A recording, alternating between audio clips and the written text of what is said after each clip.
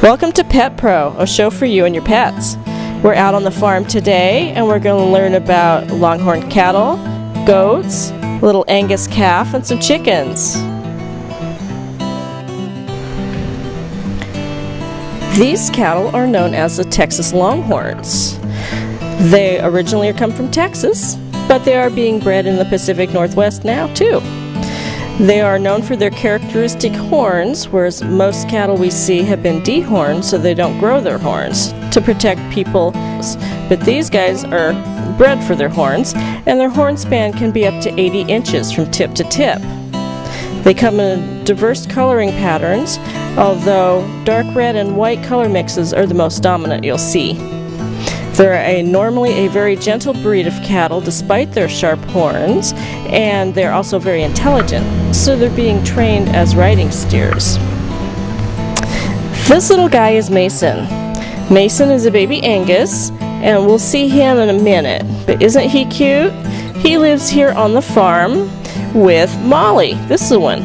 Molly is a mama Lamancha goat, and Lamanchas are known for not having long ears like their other friends and goats do, like these guys.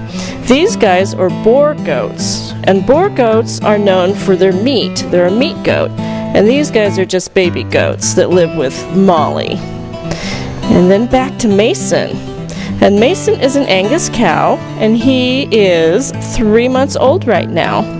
And he's going to grow up to be probably either somebody's pet or a meat cow, but he's really friendly to people, but he's pretty shy with other cows, and that's why he's not in the other cattle population with the Longhorns. He lives over here with the goats. And so in a second here, we're going to learn about milking. And Molly is in milk, and she is very good at giving about 1/2 gallon of goat milk a day. That's a lot. And now, Charles is going to show us how you trim a goat's hooves. I'll clip this extra little flab off. Just the tip of the toe.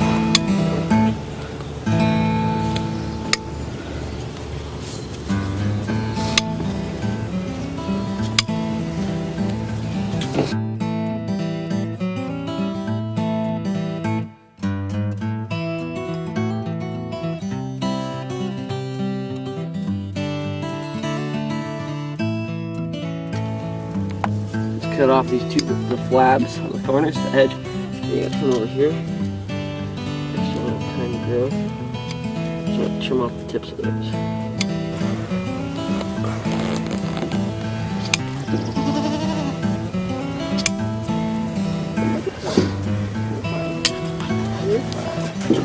You see this extra little flab you just want to cut off.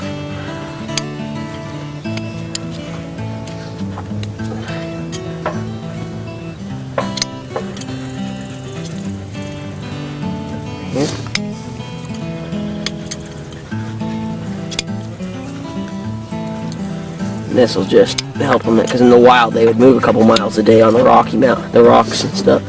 But here they don't have too many rocks to climb on, so you just got to do it yourselves.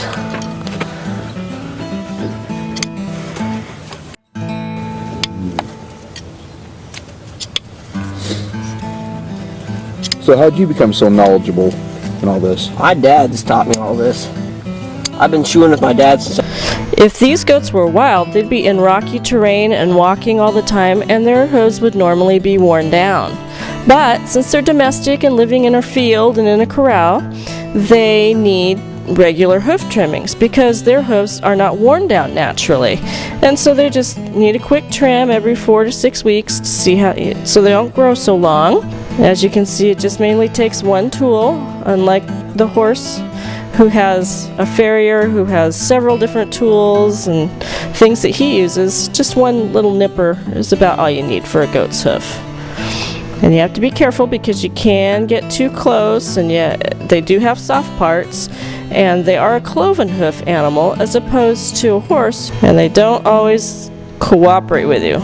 They only have a short patience span, so that's why it's better to have a couple people helping you out.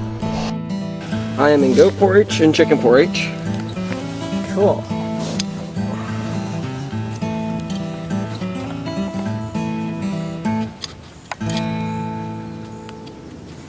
There you go. This is a large breed chicken called a New Hampshire, and this little bird is about a month old. And Charles is going to tell us a little bit more about chickens. And under a year is called a cockerel, and a rooster over a year is called a cock.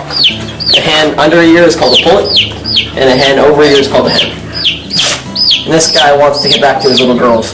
Yes, he does. And what style did you say? He's a New Hampshire. New Hampshire. Thank you for watching Pet Pro. I hope you enjoyed the show. I am Ginger, and we'll see you next time.